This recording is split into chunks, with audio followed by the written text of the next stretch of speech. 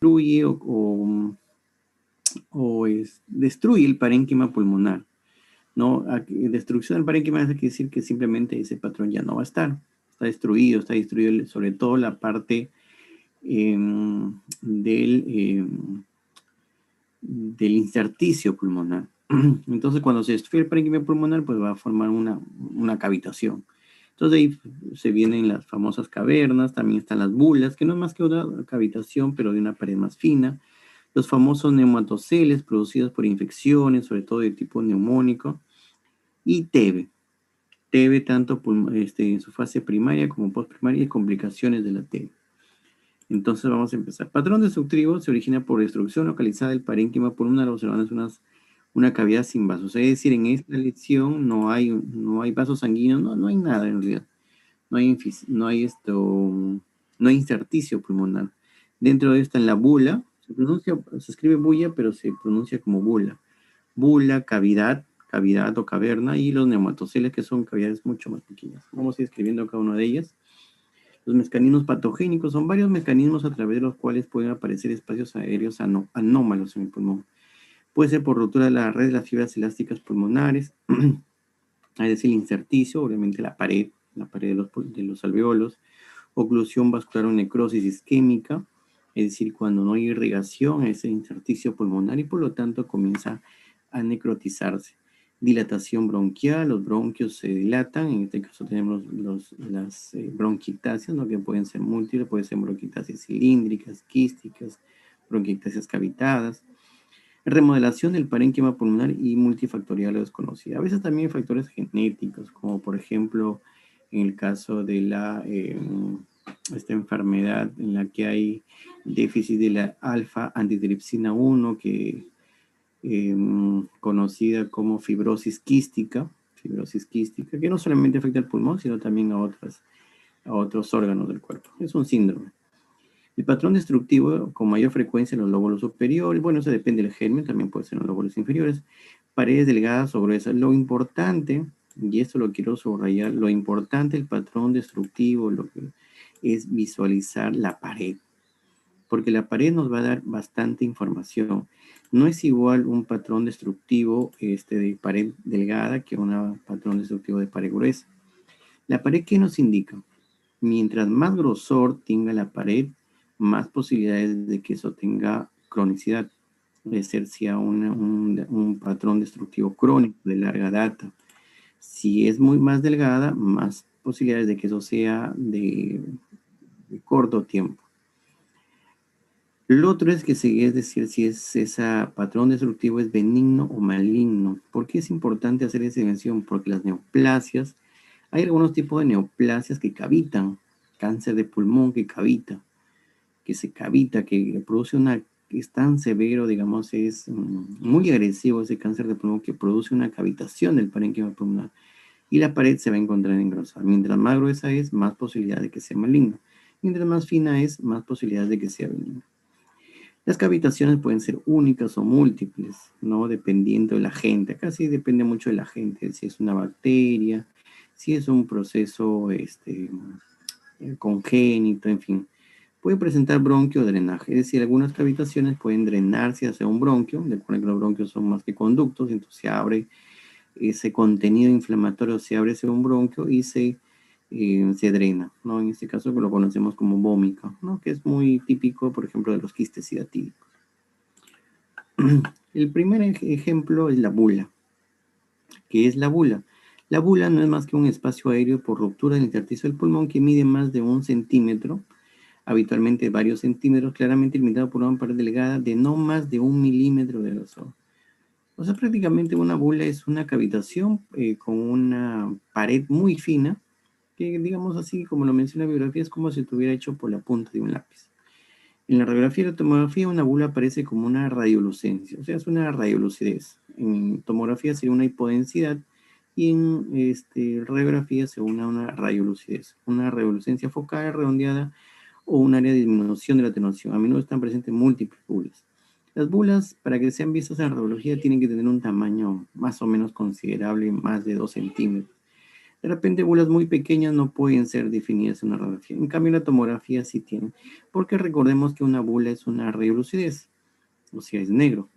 Y el parénquima pulmonar también es negro, o sea, es un rayo lúcido por contenido de aire. Es como buscar, eh, ¿cómo le puedo decir? Lo negro dentro de lo negro. Buscar en la oscuridad un objeto negro. Entonces vamos a tener la imagen. Esta es la imagen. Claro, esto, por ejemplo, ¿dónde está? Esta es una radiografía de tórax, póstero anterior, con buenos parámetros técnicos, y la bula está en este nivel. Esta es la bula, una lesión cavitada, como ustedes pueden ver aquí. Felizmente tiene el parénquima adyacente, está radiopaco, porque está inflamado. Pero dentro de esta cavidad, dentro de esa radiopacidad, ahí está radiolucidez, que viene a ser la bula, que ustedes pueden fijarse, su pared es bastante fina.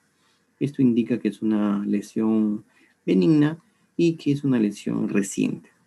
Aquí vemos una tomografía en corte axial, a nivel más o menos de la carina, donde encontramos el parénquima pulmonar, y aquí vemos múltiples cavitaciones. Estos son los bronquios, y aquí está la cavitación de una pared fina, elongada, sin contenido en su interior, que representa una bula. Aquí vemos más ejemplos de bula. Este es un corte coronal y una tomografía en el contexto de un parénquima fibroenfisematoso, o sea, es un enfisema pulmonar, probablemente un paciente senil, donde encontramos esta gran bula. Si usted se fija en la pared, espérense un ratito, vamos a empezar esto. Si usted se fija en la pared, es fina y el contenido es totalmente hipodenso, aire. A veces estas bulas pueden llenarse de agua, líquido o elementos sólidos. Vamos a ver la siguiente. La cavidad es un espacio relleno de aire que se ve como una radiolucencia o área de baja atenuación, que está rodeada por una pared bien fina. Puede estar dentro de una consolidación pulmonar, una masa o un nódulo. Una cavidad se produce habitualmente por la expulsión o drenaje de una parte necrótica de la acción a través del árbol bronquial. A veces contiene un nivel líquido, es decir, esta es una cavidad o una caverna, ¿no? Una caverna. La caverna, si ustedes se pueden fijar, es de pared gruesa. Es una pared gruesa, ondulada, con algo de nivel hidroaéreo acá. Probablemente esto tenga un contenido de pus y eso sea aire. La tomografía obviamente tiene mayor capacidad para detectar el grosor de la pared. Mientras más gruesa sea, más posibilidad de que esto sea maligno o más crónico también. Aquí vemos la caverna a nivel apical superior, una área radiolúcida con el margen radiopaco, ¿no? Que vendría a ser su pared. Los neumatoceles. Los neumatoceles son quistes aéreos secundarios a neumonía o traumatismo. En la fase aguda pueden tener una pared gruesa que se va adelgazando con el paso del tiempo. Suelen ser transitorios y se resuelven espontáneamente. Los organismos bacterianos que frecuentemente lo producen son neumococos, Escherichia coli, Klebsiella, Staphylococcus, y aquí podríamos también Pseudomonas. ¿Qué nos indica los nematoceles? ¿No? En realidad el nematocele es, digamos, es la consecuencia de una neumonía, pero por un germen agresivo. Cuando hablo de gérmenes agresivos, estoy hablando de gérmenes intrahospitalarios, ¿no? Entre ellos está neumococo, Escherichia coli, Klebsiella, Staphylococcus, ¿no? Ahí también podría estar Pseudomonas. Pero no ocurre esto con las neumonías, por ejemplo, de la comunidad, neumonías, por ejemplo, como del Streptococcus pneumoniae, ¿no? No es, neumococo no es tan agresivo como estos gérmenes intrahospitalarios que producen las cavitaciones. La presencia de neumatoceles dentro de una neumonía lo que nos indica es el grado de agresividad, el poder de agresividad de ese germen. Entonces, cuando vemos neumatoceles en una neumonía, estamos sospechando de que esa neumonía son por gérmenes muy agresivos.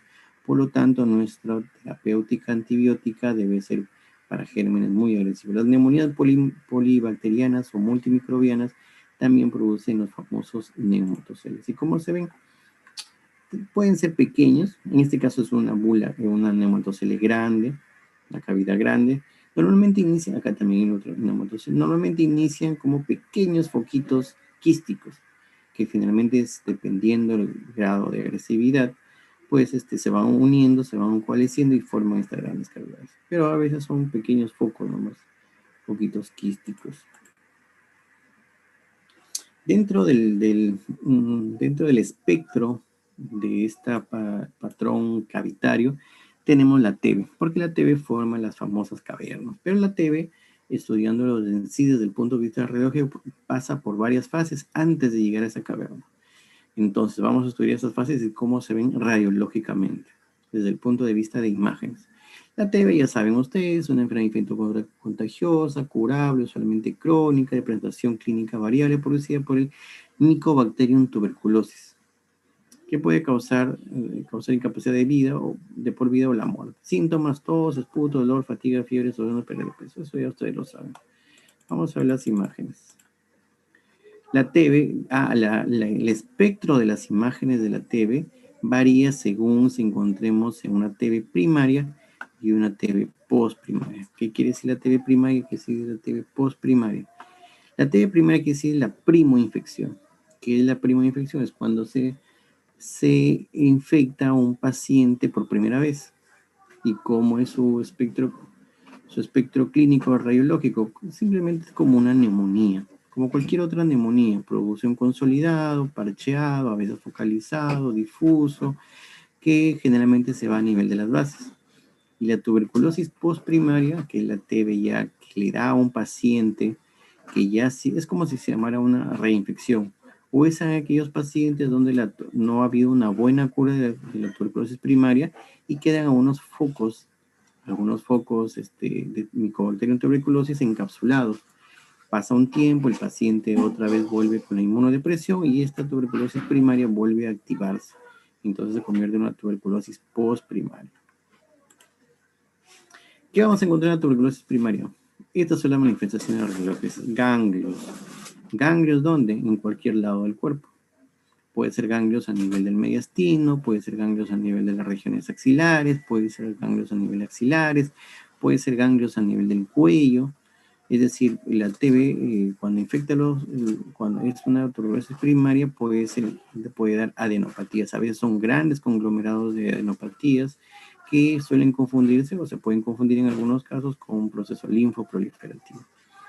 Enfermedad del parénquima. ¿Cómo se presenta la enfermedad? Como una neumonía clásica, común, corriente, común, o puede ser un patrón consolidativo focalizado o múltiple. Y enfermedad miliar. La TB en pacientes muy inmunosuprimidos produce la enfermedad miliar, que tiene un patrón característico, ¿no? Un patrón de milia, que son micronódulos menores de 5 milímetros dispersos por todo el parénquima pulmonar, que llegan al pulmón por diseminación hematógena. Entonces, lo primero, ganglios. ¿Ganglios dónde? Obviamente una radiografía de tórax. Vamos a encontrar dos ganglios a nivel del ilio, ¿no? A nivel del ilio. En niños, el 96% debuta de esta forma. Son ganglios a nivel iliar. El gran inconveniente es que, claro, aquí vemos una gran conglomerado iliar en esta radiografía de tórax, ¿no? A nivel del ilio derecho. Pero no siempre se sienten así, o sea, no siempre necesitamos una buena calidad de radiografía para poder visualizar estos ganglios. Aumento del volumen de los ganglios en el ilio 2/3 unilateral derecho, con la proyección del ilio y la región paratraqueal derecho. La tercera parte es bilateral.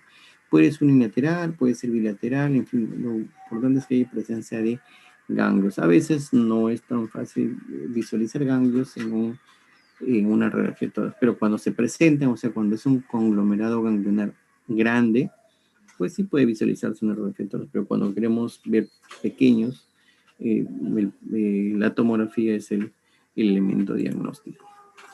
Enfermedad parénquima afecta a un pequeño foco en el parénquima pulmonar del lóbulo superior derecho. También puede ser el lóbulo superior izquierdo, es indistinto. La resolución a veces es sin secuelas en el 2/3 de los casos, es decir, el paciente se infecta y las 2/3 partes cursan de manera como una gripe y sanan espontáneamente. En el 3% de los casos dejan cicatriz radiológica fibrótica, es decir, producen fibrosis pulmonar, sobre todo a nivel apical. ¿Y por qué a nivel apical? Porque recuerden que este germen es aerobio y por ende busca las zonas más aireadas del pulmón, las cuales se encuentran a nivel apical. A veces se pueden formar los complejos de Ghosn. Los complejos de Ghosn no vienen a ser más que nódulos encapsulados, son unos nódulos encapsulados con micobacterias. Pueden haber otros focos de calcificación llamados tuberculomas en 9% de los casos. Tuberculoma puede cavitar y luego calcificar. La combinación de ganglios calcificados y un complejo de Ghosn se llama el complejo de Ranke. Si ustedes lo conocen. Entonces el complejo de ganglios es el complejo de Ranke, perdón, es un nódulo de Ghosn, complejo de Ghosn con ganglios, y entre estos dos ya una linfadenitis. Aquí vemos, miren, este es un nódulo, esta es la radiografía, este es un nódulo solitario, único, con ganglios. Supuestamente que hay ganglios, pero en realidad la imagen no es muy buena. Ganglios, entonces, un nódulo con ganglios, complejo de Ranke. Nódulo sólido, complejo de Ghosn. Y la TB miliar. La TB miliar es una manifestación severa de la tuberculosis en el cual se va a presentar obviamente como el patrón miliar, producida por la diseminación hematógena del bacilo. En este caso, el micobacterium tuberculosis puede diseminarse de varias formas. Puede ser por vía hematógena, puede ser por vía sanguínea, puede ser por vía linfática, en fin. En este caso, para la TB miliar tiene que ser por vía hematógena. Se da especialmente en ancianos, lactantes, inmunocomprometidos. La RX de tórax normal es normal al inicio de los síntomas. En el tórax clásico de la TB miliar hay pequeños nódulos de 2 a 3 milímetros distribuidos en forma difusa y uniforme, predominio de los lóbulos inferiores en el 85% de los casos. La TC, la tomografía obviamente es más sensible que la radiografía y la resolución de los nodos es a 2 a 6 meses con el tratamiento. O sea, la TB miliar es una forma grave de tuberculosis, grave de tuberculosis. ¿Y cómo lo vamos a hacer? Pues es bastante sutil los cambios, es bastante, ¿cómo les puedo decir? Es bastante, hay que agudizar un poco la visión, ver la placa de cerca, tener la sospecha clínica de que estamos ante una TB miliar. ¿Y cómo lo vamos? Bueno, este es el patrón, o sea, un patrón retículo nodular, micronodular con nódulos menores de 2 a 3 milímetros. Y como ustedes podrán cuenta, son micronódulos dispersos en ambos campos. Si no tenemos, digamos, la sospecha clínica, por lo menos esta, la de la derecha, podría pasar fácilmente como una radiografía de tórax normal. En esta no, en esta sí está un poquito más, digamos, tiene más reopacidad, pero en esta podría pasar fácilmente como una radiografía de tórax normal, por eso hay que tener bastante cuidado. Hay que tener siempre la sospecha clínica, ¿no? La sospecha clínica. En la tomografía sí es más evidente, ¿no? La tomografía es más evidente, aquí encontramos múltiples pequeños nódulos dispersos. Miren, todo esto de acá, que esas radiopacidades pequeñitas son los múltiples micronódulos dispersos en ambos campos pulmonares, es de distribución difusa, homogénea, uniforme. No hay ninguna zona donde no se quede sin esa milia. Entonces es un patrón homogéneo, micronodular. Es parte del patrón. Dime. Una pregunta, ¿eso es lo que se conoce como patrón de vidrio de lustrado? No. El patrón de vidrio de ilustrado es un subtipo de patrón, es otro tipo de patrón. El TB no se presenta como patrón de vidrio de ilustrado. TB se presenta como patrón miliar. Son micronódulos. El patrón de vidrio de ilustrado es totalmente diferente. Es diferente. Ese no es patrón de vidrio de ilustrado. El patrón miliar es un subtipo del patrón reticular. El patrón reticular tiene reticular fino, reticular grueso y micronodular. Dentro del patrón micronodular se encuentra el patrón miliar. Dentro también del patrón reticular se encuentra el patrón de árbol en brote, que lo vamos a ver acá, que también es típico de TB. Típico, digamos, entre comillas, ¿no? Porque también hay otras enfermedades que se presentan, pero acá en el Perú, por lo menos, el patrón de árbol en brote es bastante sugestivo de TB. Pero no es patrón de vidrio de lustrado, no es totalmente diferente. Es muy parecido, pero si tú agudizas y si hacemos la comparación con vidrio de vidrio son eh, manchas más homogéneas, reolupacidades más homogéneas. Si tú agudizas un poquito, ves en tus diapositivas, son pequeños puntos. Como un cielo estrellado, más o menos así. Aquí se ve mejor. Mira, este es otro patrón en miliar. Miren, es bastante puntos pequeños, dispersos, homogéneos, que están por intersticio pulmonar, todo eso es el patrón miliariforme. Ahora, TB no es la única que produce patrón miliar, por si acaso. Patrón miliar, dentro de su diagnóstico diferencial está TB, está carcinomatosis linfangítica, está infecciones micóticas, también la micosis también puede ser este tipo de patrón. También está metástasis, por ejemplo, de tiroides. Las metástasis de tiroides también dan un patrón miliar. Entonces, no solo TB, no crean que es el único que da un patrón miliar. Hay otras entidades que también pueden producir patrón miliar, pero ya como siempre les he dicho, eso se evalúa ya en el contexto clínico del paciente. Tuberculosis postprimaria. ¿Cuál es la característica de la imagenológica de la tuberculosis postprimaria? Ya como les dije, es una TB reactivada, es una TB ya en un paciente que ha tenido o que ha sido una TB primaria mal curada. La TBC postprimaria es la forma más común de la enfermedad en los adultos. En la mayoría de los individuos con infección TB latente, el sistema inmune puede controlar la infección. Sin embargo, en algunos individuos el microorganismo puede reactivarse y proliferar causando la TBC postprimaria, la cual es progresiva cavitándose. La curación se produce con fibrosis y calcificación. Es decir, es una TB, como se dice, es una remanente por ahí que quedaron algunos gérmenes, algunos encapsulados en un foco de GON, y posteriormente con el paciente sufre alguna inmunodepresión, pues nuevamente vuelve a activarse. ¿Cuál es la imagen? Vamos a hacer enfermedad del parénquima. En este caso, ya en el parénquima pulmonar, cuando es una TB postprimaria, ya no ataca tanto a las bases pulmonares. Y no se presenta tanto también como una neumonía, sino se presenta ya como una fibrosis pulmonar. Y preferentemente, no quiere decir que sea único, preferentemente a nivel de los ápices pulmonares. La otra forma de TB postprimaria es diseminación broncógena. Recordaban que la TB primaria era diseminación hematógena en milia. En este caso, la TB postprimaria es la diseminación broncógena. Y es esta diseminación broncógena la que va a producir el famoso patrón de árbol en brote, porque el patrón de árbol en brote lo que significa es la diseminación broncógena.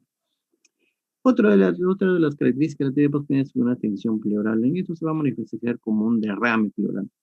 Es decir, cualquier paciente que tenga un derrame pleural es posible que sea una TB. Y lo otro, las cavitaciones, ya en formas más severas, cavitaciones cavernosas y las secuelas que vienen a ser la fibrosis. Vamos a empezar. Afectación del parénquima. Predilección por los lóbulos superiores. Vean esto. Predilección por los lóbulos superiores. Ausencia de ganglios.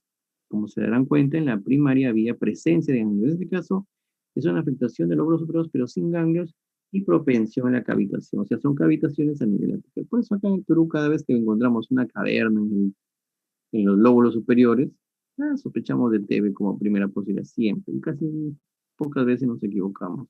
A veces también los hongos también pueden dar cavitaciones, algunas enfermedades, por ejemplo, Klebsiella también puede dar cavitaciones a nivel apical. Pero como les repito, TB es la primera posibilidad de diagnóstico, pero dentro de los diagnósticos diferenciales también está Klebsiella. Miren, esta es una radiografía, muestra una extensa consolación que afecta el lóbulo superior y lingular, ¿no? Una extensa consolidación a nivel apical izquierdo con broncograma aéreo, pero preferentemente los lóbulos superiores. Lo otro es la diseminación broncógena, es decir, en este caso ya la tuberculosis pierde su capacidad para tener una diseminación hematógena porque probablemente en la sangre se han formado anticuerpos y entonces comienza a diseminarse de manera broncógena.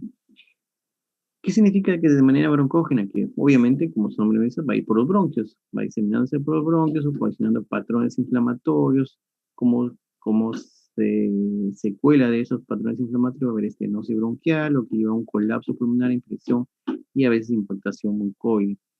Si un foco infectado se abre la vía aérea, es decir, si un foquito se abre, puede diseminarse por vía endobronquial presentando imágenes de árbol en brote. Así se conoce como árbol en brote. Y en realidad sí se parece a un árbol en brote. En tomografía que corresponde con tejido inflamatorio en los acinos de los lóbulos secundarios. Tuberculosis activa, patrón de árbol en brote. ¿Y cómo es el patrón de árbol en brote? Esto es el famoso patrón de árbol en brote. Es un patrón así como, aquí miren más característico, es del bronquio, es como si del bronquio salieran yemas, por eso se llama patrón de árbol en brote. Yemas, son pequeñas yemitas, a veces hay más, a veces menos, a veces muchas yemas. Entonces esto indica diseminación broncógena, perdón, diseminación broncógena, el famoso patrón de árbol. Ahora, ¿TB es el único que produce patrón de árbol en brote? No. TB no es el único que produce patrón. Hay otras enfermedades, como por ejemplo las bronquiolitis en niños, que incluso patrón de árbol en brote, las bronquitis también en adultos, de bronquitis virales, también producen patrón de árbol en brote.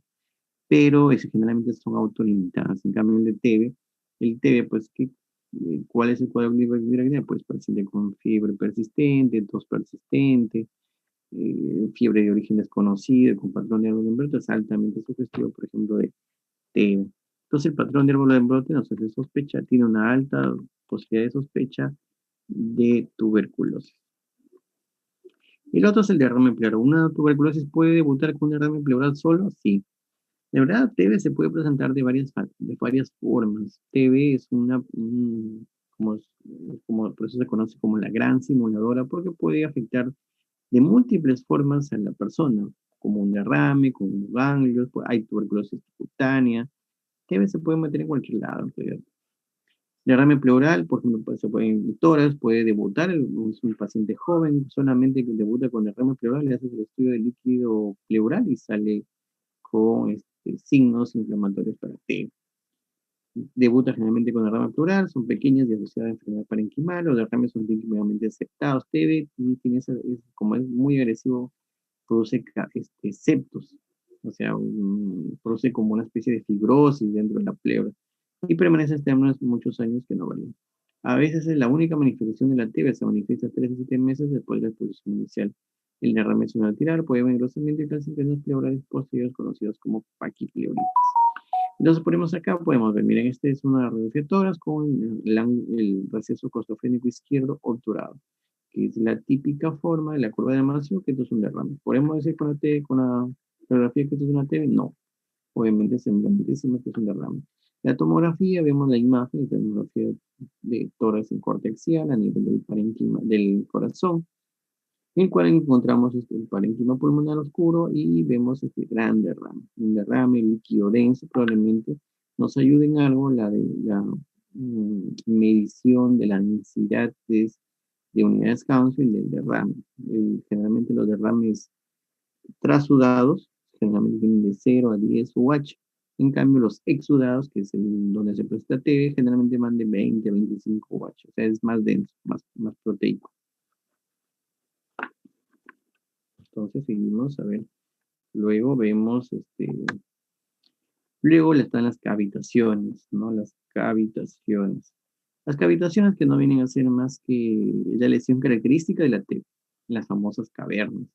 Se presenta solo en un 50% de los casos. Yo diría que más, pero esa es la verdad. Suele situarse en segmentos apicales posteriores de los lóbulos superiores, las zonas de consolidación, y son cavitaciones de paredes gruesas. Es decir, TB no va a debutar con una bula, porque TB debuta con una cavitación, una pared gruesa. ¿Y cómo la vemos? Vemos acá, por ejemplo, una cavitación a nivel subclavicular o apical derecho, con algún proceso consolidativo alrededor.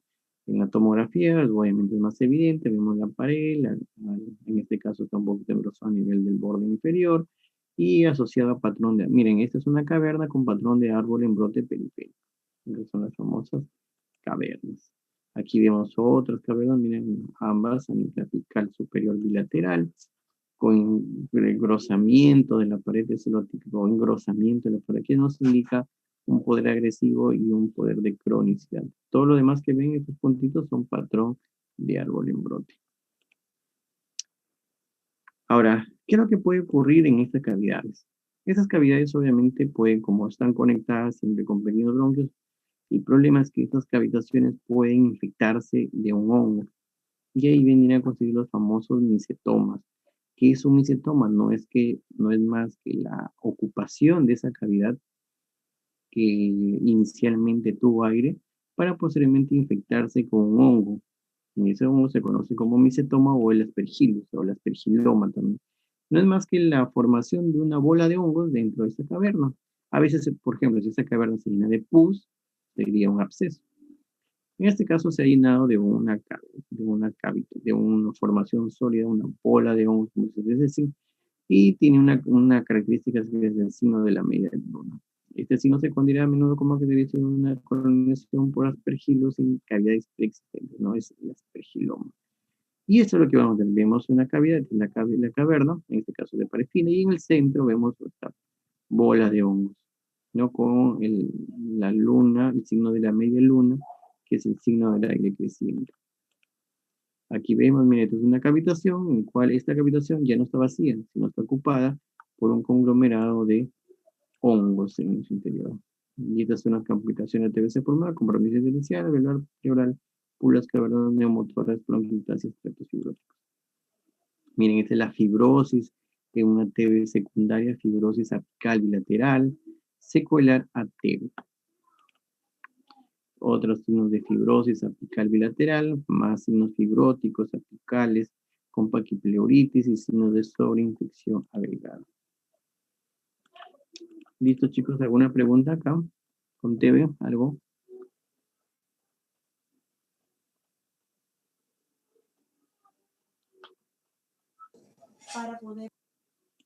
A ver, entonces todo ha quedado claro. A ver, Andrés Guamán. Andrés.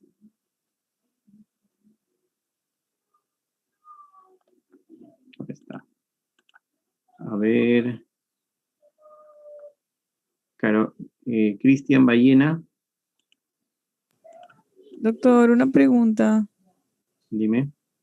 En la diapositiva que usted había colocado sobre TBC, decía que las cavitaciones solo se presentaban en un 50% de los pacientes. O sea que podríamos tener alguna radiografía que no nos muestre cavitaciones, pero que el paciente sí tenga tuberculosis. Claro, el hecho de... puede presentar fibrosis, por ejemplo. No necesariamente tiene que presentar, perdón. No necesariamente tiene que presentar cavitaciones, solamente puede ser solamente cambios fibróticos. Es una forma de presentación de la TB que forme cavitaciones, pero no siempre, claro, no siempre es la manifestación más frecuente, ¿no? ¿Cómo se puede ser esto? No es la forma de manifestación más frecuente.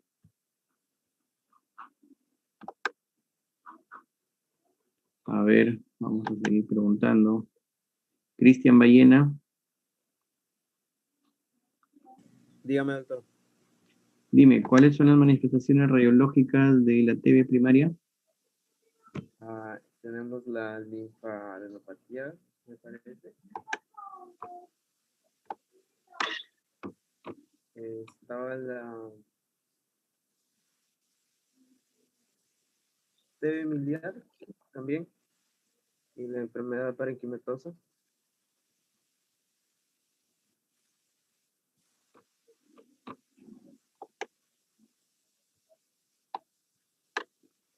A ver, Jesús Verona Mendoza.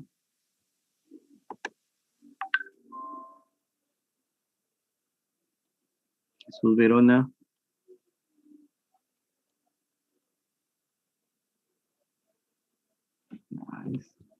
Next, nomás. A ver.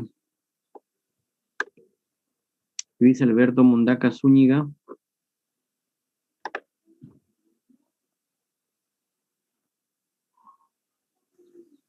Sí, doctor. Dime, ¿cuáles son las manifestaciones radiológicas de la TB secundaria?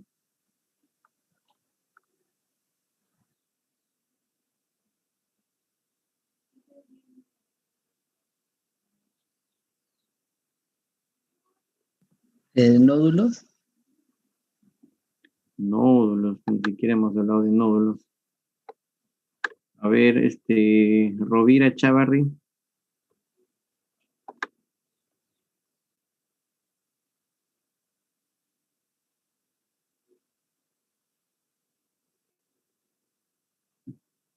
Ni idea, ni conectada solamente.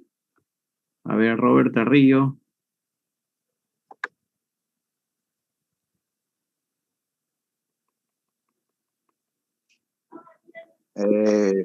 ¿Podría ser opacidades parenquimatosas, doctor? Robert Tarrillo. Doctor, sí, presente. A ver, Robert, dime, ¿cuál es la diferencia entre una bula y una caverna?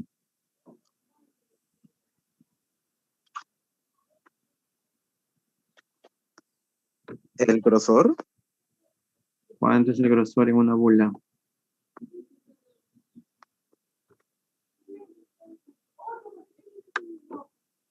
Es delgada, pero... A ver, Geraldine Cabrera.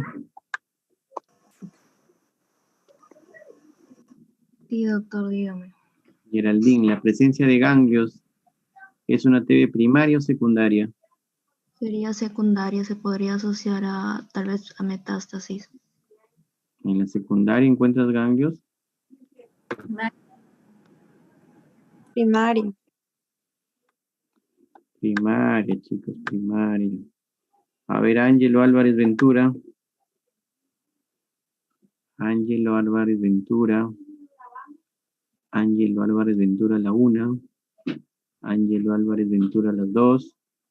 Ángelo Álvarez Ventura a las 3. A ver, Aleisca Granados. Aleisca Granados. Sí, doctor. El patrón de árbol en brote se presenta en TV primaria o secundaria. En TV secundaria. ¿Perdón? En TVC secundaria. No te escuché bien. Secundaria. Secundaria, muy bien, Aleisca. Punto para Perú. A ver. Ana Adriancén. Ana Adriancén a la 1. Ana Adriancén a las 2. Ana Adriancén a las 3. Doctor, ¿Estabas, Ana? Ana. sí, se me fue el internet. A ver, dime, ¿el derrame pleural es TV primaria o secundaria? Derrame pleural secundario. Secundaria, muy bien. A ver. A ver, Karen Neymar. ¿Neymar es tu apellido o tu segundo nombre? ¿O es tu Mi segundo nombre, doctor. Neymar? Sí. A ver, Neymar. Dime, ¿qué te iba a el patrón miliar es típico. Dame un diagnóstico diferencial de patrón miliar. ¿Podría ser neumonía? Neumonía. No, no hay ninguna neumonía que se presente. Neymar pura. A ver, Lenin Barrios. Lenin Barrios a la 1. Lenin Barrios a las 2. Lenin Barrios a las 3. A ver, Luz Valderrama Durán. Luz Valderrama Durán. Luz Valderrama a la 1. Luz Valderrama a las 2. Luz Valderrama a las 3. A ver, Miguel Nepo Fernández. Miguel Nepo Fernández a la 1. Miguel Nepo Fernández a las 2. Miguel Nepo Fernández a las 3. Tampoco está Miguel Nepo. A ver, Mariela Yamunaque. Mariela a la 1. Mariela a las 2. Mariela a las 3. Tampoco. A ver, alguien que esté presente que me dé un diagnóstico diferencial del TB miliar. Perdón, de patrón miliar. Doctor. Doctor. Tuberculosis. Sarcoidosis también, doctor. Silicosis también. Silicosis. Silicosis. Ya, muy bien. Un carcinoma de mama o renal. Carcinoma de mama, no. De Renal. De tiroides, mama, un no. carcinoma. De tiroides. De tiroides, sí, pero el mama es multinodular, Nodular. que no es miliar. Micosis. Micosis, claro, micosis. Sarcoidosis también, pues dijeron, sí, a veces también se puede presentar. Sí, doctor. Está asociado a ganglios. Muy bien. ¿El pulmón reumatoideo también podría ser? ¿El pulmón qué? ¿Reumatoideo? No, el pulmón reumatoideo es fibrosis. Está dentro del patrón intersticial, pero es fibrosis. Doctor, ¿autoinmune también podría ser o no? ¿Perdón? Autoinmune. Autoinmune, ¿a qué te refieres con autoinmune? Autoinmune están pues todas las colagenopatías, la dermatomiositis, el lupus, el reumatoide que afectan el pulmón, obviamente con su afectación pulmonar, ¿no? Todas esas son autoinmunes, por ejemplo, pero no, ninguna de esas se presenta como patrón miliar, un patrón reticular, o sea, patrón fibrótico. Ahí está la esclerosis también. A ver, otra pregunta de TV.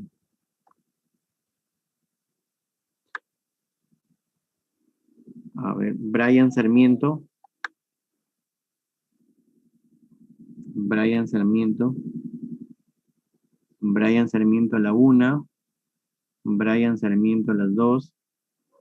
Brian Sarmiento a las 3. Ahí está. A ver. Freddy Ronald Mejía Frías. Freddy Ronald Sí, doctor. Frías. Freddy, dime, el complejo de arranque, ¿cómo está constituido?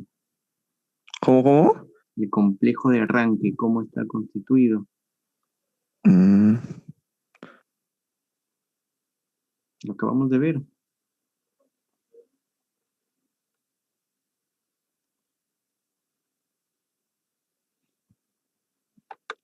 A ver, otro. Dayana Vázquez Picón. Dayana Vázquez. ¿Por ganglio y condensación, doctor? ¿Perdón? ¿Ganglio y condensación? Ganglio y condensación, no. Dayana Vázquez Picón. Dayana Vázquez Picón a la 1. O sea que se ha ido de internet por todo Chiclayo, bro. A ver, Elena Villarreal. Tenemos mala señal desde ayer. Elena Villarreal Suyón. Presente. A ver, dime, el complejo de arranque, ¿cómo está constituido? Es el complejo de Gong más más un ganglio cercano al corazón. Ganglios, ¿no es cierto? Ganglios a nivel del hilo. En mediastino. Sí, ganglios a nivel del hilo, ¿no? O ganglios a nivel del mediastino también. Entonces, el complejo de arranque es la fusión de un complejo de Gong o de un foco de Gong, un nódulo de Gong y más ganglios, ¿no? Ganglios mediastinales, ganglios a nivel del hilo.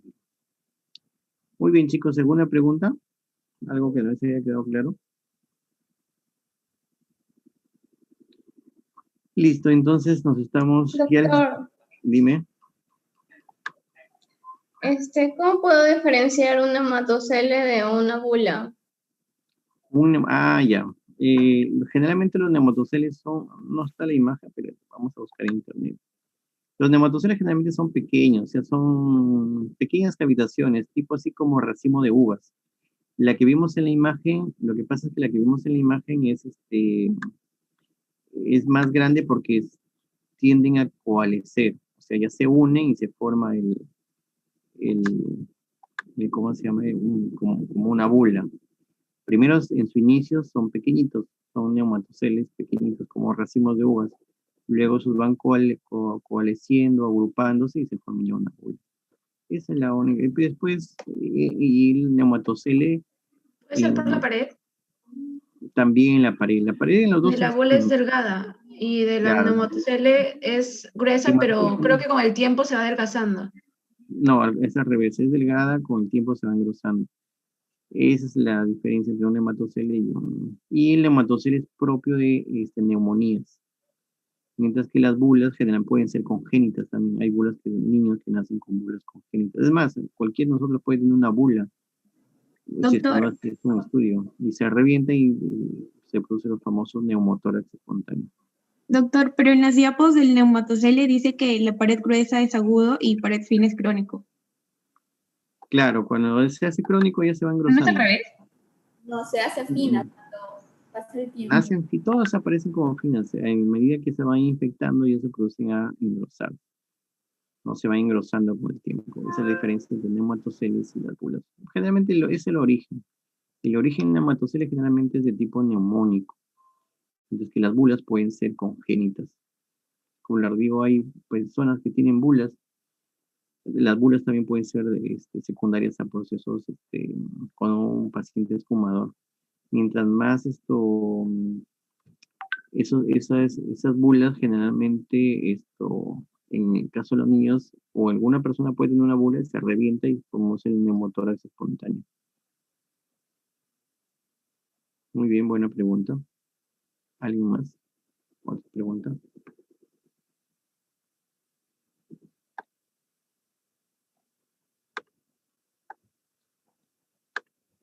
Listo, chicos, espero hayan colmado sus expectativas, espero hayan aprendido en estas 4 sesiones de teoría y bueno, conmigo ya esta sería su última clase.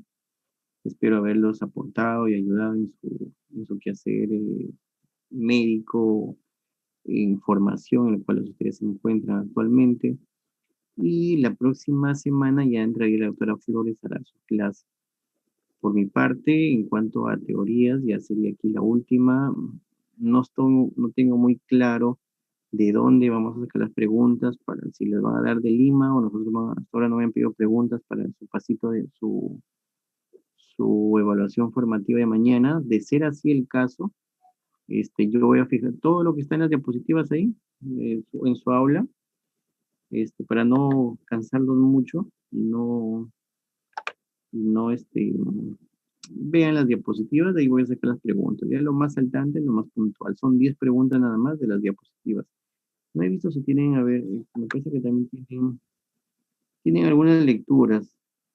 ¿Cuántas lecturas tienen? A ver, lectura de tora, radiología,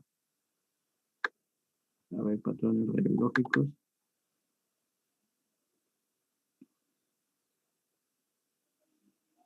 Ah, sí, está, a ver, está en español, porque algunas las han puesto en inglés, sí. También leen las lecturas, si hay lecturas, leen las lecturas que están en inglés, perdón, en español. Si alguna en inglés, esa no la voy a tomar en cuenta. Patrón y las lecturas, ¿ya? Entonces, de su diapositiva y las lecturas, de ahí voy a sacar las preguntas para su pretest de mañana, si es que en caso me pidan preguntas. No sé si en el aula, a ver, en el aula no veo nada más, no hay otro material. Así que, no creo que lo más probable es que nosotros nos pidan preguntas. Entonces, de ahí voy a sacar las preguntas para su sesión formativa del día de mañana.